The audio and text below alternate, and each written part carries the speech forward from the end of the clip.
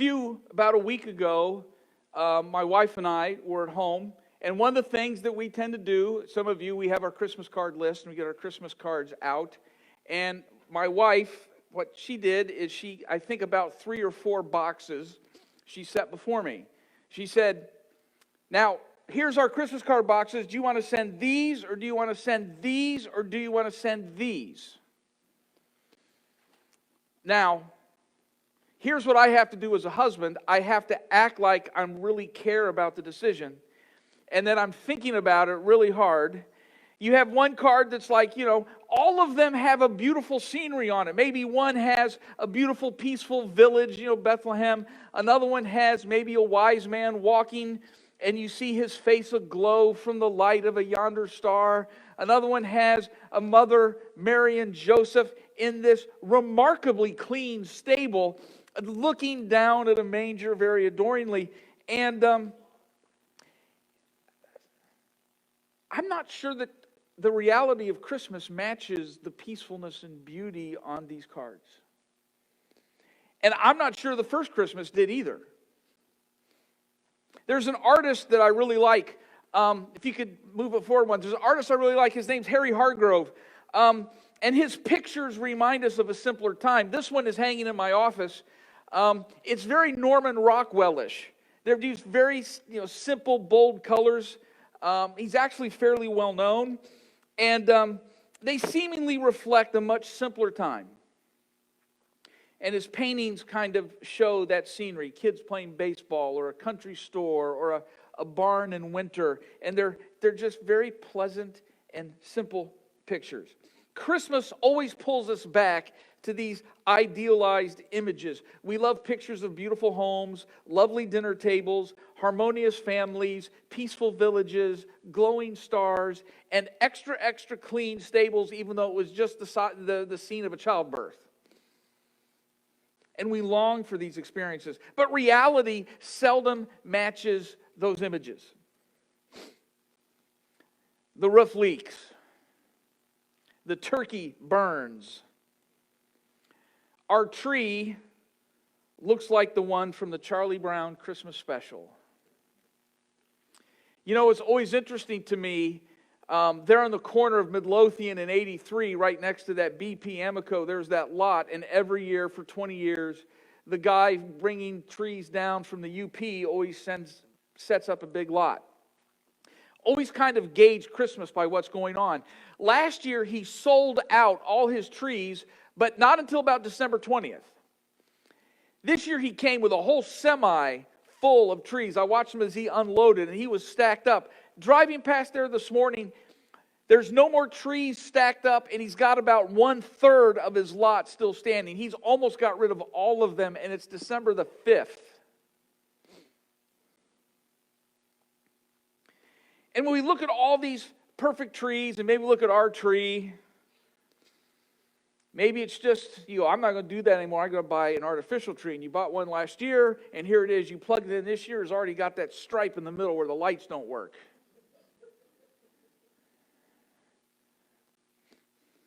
What about Christmas now? What if you're going back to a home that you never thought you'd have? Or maybe you live in a place you never thought you'd live. Maybe you live in a place you didn't want to live.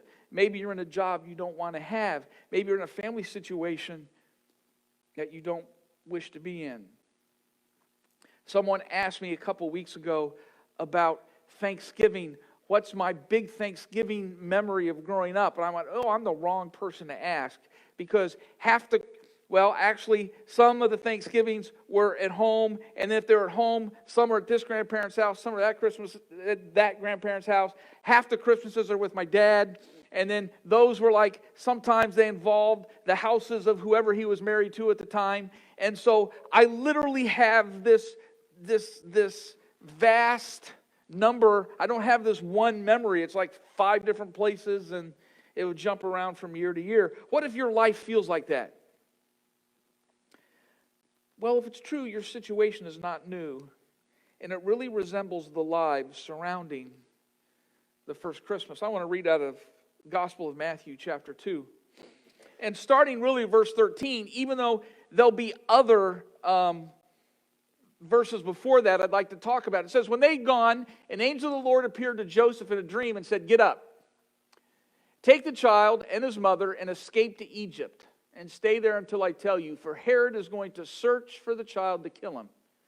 So he got up, took the child and his mother during the night and left for Egypt, where he stayed until the death of Herod. And so was fulfilled what the Lord said through the prophet, out of Egypt I called my son. When Herod realized that he had been outwitted by the Magi, he was furious, and he gave orders to kill all the boys in Bethlehem and in its vicinity who were 2 years old and under, in accordance with the time he had learned from the Magi. Then what was said through the prophet Jeremiah was fulfilled.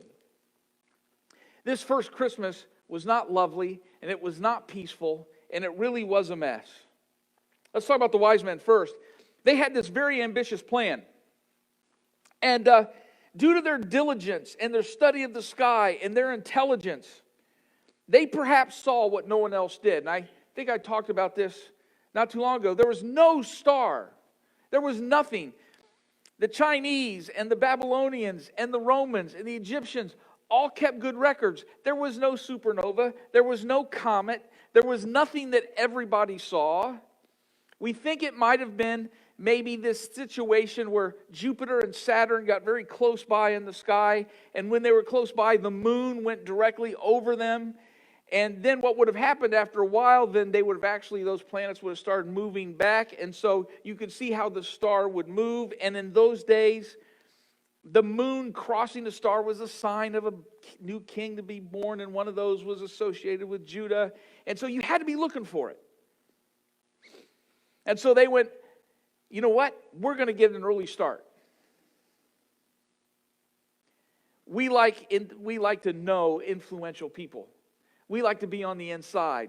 If there's going to be a new king, we want to be the people that he knows early and get on their good side. So let's go to Judah and let's find this king. And so they went on this long journey. I put it here because where they started was over on the right side of the picture. And if you see like a red line, they couldn't go straight across because that was desert. I mean, really bad desert and no place to stop to get water. So they'd have had to follow the Euphrates way up to almost the headwaters, cross a mountain path, and then start down another river called the Litani River until you got over either to the coast or the Jordan River.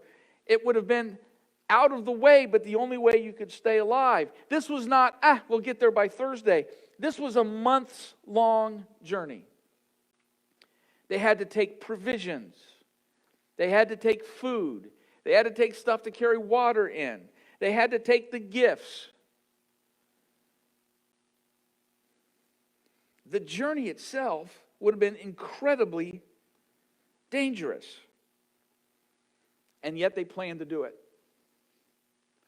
And they found their way over to Herod's palace.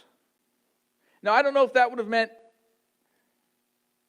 Jerusalem or Jericho, because Herod had a place in Jerusalem, and Herod also had a place in Jericho, his winter palace. But he found his way there, and they were surprised at what they found. They were looking for a prince. There wasn't one. They were looking for a newborn. There wasn't one either. Just a bloated, old, jealous, angry King Herod. Now, they thought they'd done everything right. Have you ever thought you've done everything right and ended up in a spot that you never thought you'd be? Somebody in 1961 saved money for a year and bought an Edsel. For those of you under 40, the Edsel was this car that was really ugly that Ford spent a lot of money on and then no one bought it.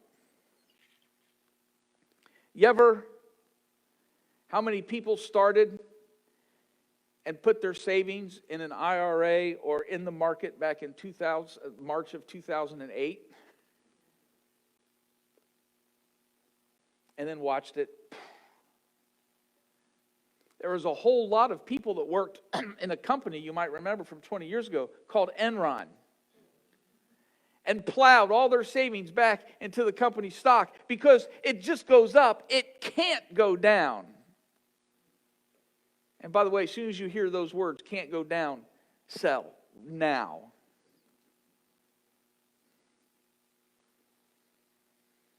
And here they were. They thought they'd read the signs correctly. They thought they'd read the stars. They thought they'd done everything right. They went to the right spot. Everything should be there. Everything that they thought they were looking for should be here at the palace. And they found nothing. So they said, maybe we got to follow the star some more. But they kept getting farther and farther away from the capital city. They kept getting farther and farther and farther away from the palace. And they ended up in this small town, maybe 1,200 people, place called Nazareth, on the plain, coming down out of the Judean hills, and ended up in front of just an average place. No palace, no royalty, just the humdrum house of a commoner. This was not the plan. This was not what they signed up for. They wanted a king. They wanted to be the first people to meet the guy who will have the money, who will have the power, and of course, maybe they'll get the benefits down the line. Let me talk about Joseph. Talk about bad breaks. First of all, he picked this lovely girl from a perfect family. All the pedigree, all the religious hallmarks. That her dad was a person who was a Pharisee. Grandpa was a Pharisee. This was a girl whose family was one you'd want to combine your family with and build a home. And you no longer agreed to marry her. You hadn't gotten married yet, and she shows up pregnant.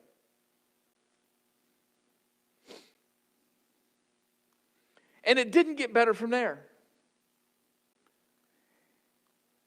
He ends up having to go back for the census and ends up in a stable. This was not how he wanted to start the world. This was going to be his son. He didn't want his son to start the world that way. I mean, come into the world that way. And so they registered, had the census, everything happened. It was an unpleasant night. It was an unpleasant week. They went back home only to hear, as we've just read, that Herod is coming after the child. Imagine, they're not people of importance. And you hear the king wants to end your new family. So the only safe thing to do was flee to Egypt, away from Herod, away from his soldiers, into a strange place and an unfamiliar place. A place with far less rain and these massive weird triangles everywhere. So I like this picture. We don't really think about Mary and Joseph in front of the pyramids. And so after a while there, if we go back to that first little bit, when an angel of the Lord appeared to Joseph in a dream and said, "Get up, take the child and his mother, escape to Egypt." And it said he did it. And then later on it just says, in verse 19, after this passage of chapter 2, after Herod died, an angel appeared in a dream to Joseph and said, "Get up, take this child and mother, and go back to the land of Israel."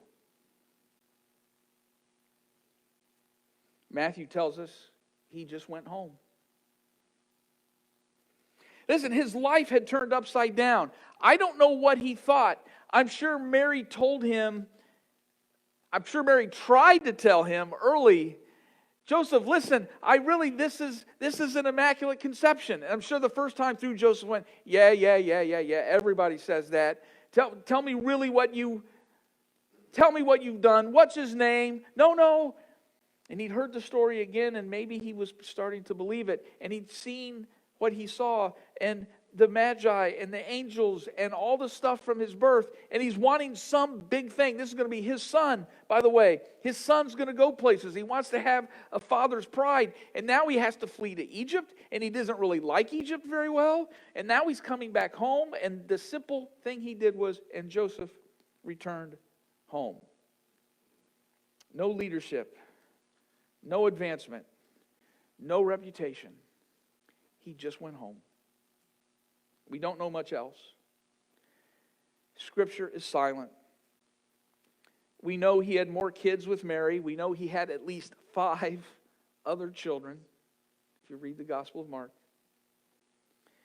And there in Jerusalem, when Jesus was 13 and went to the temple for his bar mitzvah, Joseph is there. And then that's the last we see of him. The next story we see is Jesus is with his mom at Cana of Galilee. I'm not sure what the original thoughts were. I'm not sure what he thought his life was going to be. I don't know what he had plans, but I can guarantee you his plans were not going to be to flee to Egypt and just come back home. And I know that the wise men's plans were not go on this long journey and end up in Nazareth. I'm going to go find a king. I'm going to go find, and I ended up in Galesburg. And I have nothing against Galesburg. It's the only city in Illinois that I haven't been in for whatever odd reason. So I thought I'd pick on Galesburg this morning. So my question this morning is, what do we do when nothing looks right? What do we do when life doesn't really add up like you think it should be adding up? Here, it just says Joseph and Mary went home. There is always something great about going home. I don't know how much Joseph was able to reintegrate into the life of Nazareth. I think his marriage to Mary always cost him something. It at least cost him his reputation. It might have cost him a chance at leadership in the Pharisaical group that he was in. But whatever he did, he built a family. And he was faithful. And we find his eldest son at a place where he was changing the world. All of us have plans. All of us make goals. We imagine how life should be. We imagine how our life should look and will look. And then life often does not follow those plans. I won't do it, but I bet I could go around a room and ask people, did you go to college? What did you study? What was your major? And is it connected at all to what you're doing now? Or say, what did you think your life would look like at 40? Did 40 look anything like you planned?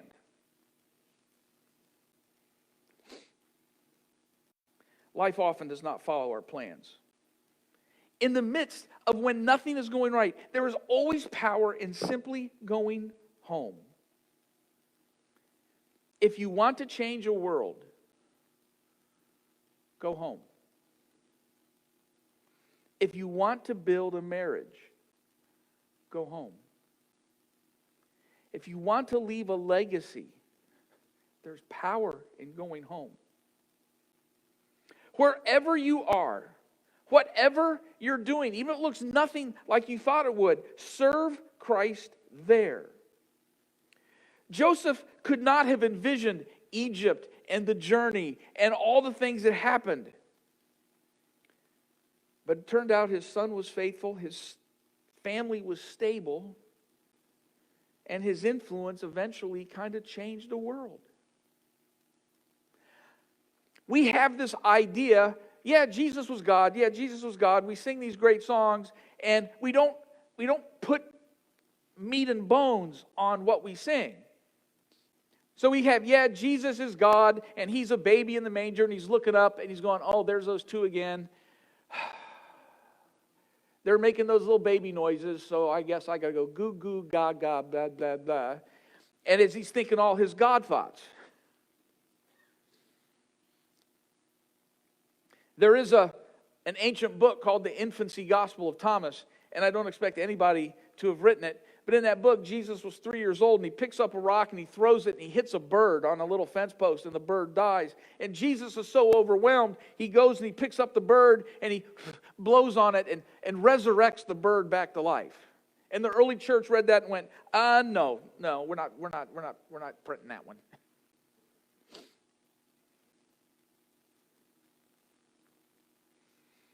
There was day-to-day stuff that Joseph's influence was vitally important. It's funny when you get kids of a certain age and you ask them to remember what days were like really important, what days stick in your mind. It's never the days that you think would stick in their mind. It wasn't the big trip you saved up for. It wasn't Disney World. It wasn't, thankfully, because we never took our kids to Disney World, bad parents we are.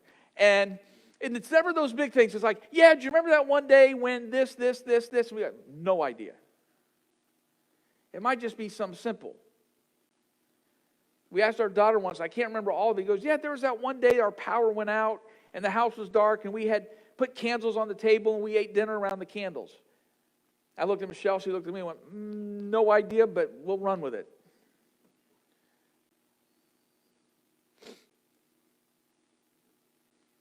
See, I think Joseph and the wise men have a lesson for us. The wise men went to the palace to find a new king, and all they found was the jealous, bloated old king there. That visit spurred jealousy, and they found themselves all of a sudden in the middle of palace intrigue.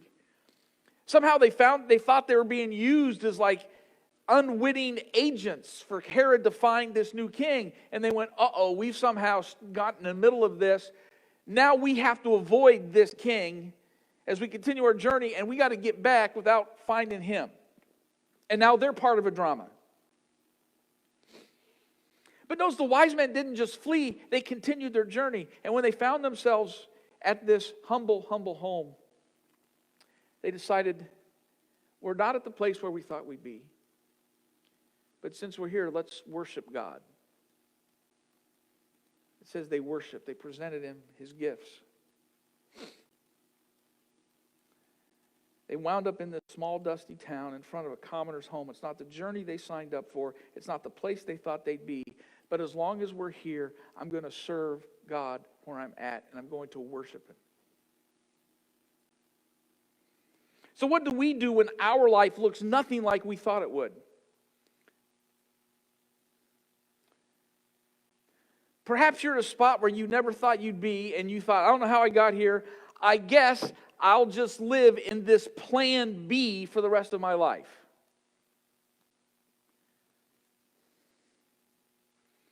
You think that everything's gone wrong. You think you're living in this substandard place and somewhere you missed it. Perhaps, let me just share a thought. Perhaps you are at the place of effectiveness where you are. I would love to have stories, and somewhere I have them. We all know names like Billy Graham. Somewhere, and I think there's a Sunday school teacher. A Sunday school teacher who had an enormous influence on Billy Graham. And maybe somewhere at the end of his life he goes, I don't know, I just didn't do much in my life. I went to work every day, and all I did at church was taught those dumb teenage boys. Sorry, when I say teenage boys and dumb, I'm being redundant. Sorry, I don't mean to do that. And by the way, there's nothing wrong with you. It's just the way genetics work. There's those 2 years of my life, every time someone was serious, I thought they were joking. Every time they were joking, I thought they were serious. I didn't know up from down. I didn't know black from white. And every time a girl said hi, I had no thoughts for the next 45 minutes. We've all been there. And maybe he thought, I don't know, the only one kid ever seemed to be listening to me. I don't remember his name, but what if that name was Billy Graham? What if that name was, I can list a whole lot of other people there. Maybe there's something right here. Maybe there's something right now. Maybe there's a person right next to you. And your life, where you are right now, you can absolutely influence a world and change a world. Perhaps your house, perhaps your place, perhaps your journey is not and never has been plan B. I would encourage you, wherever you are, to serve God right here.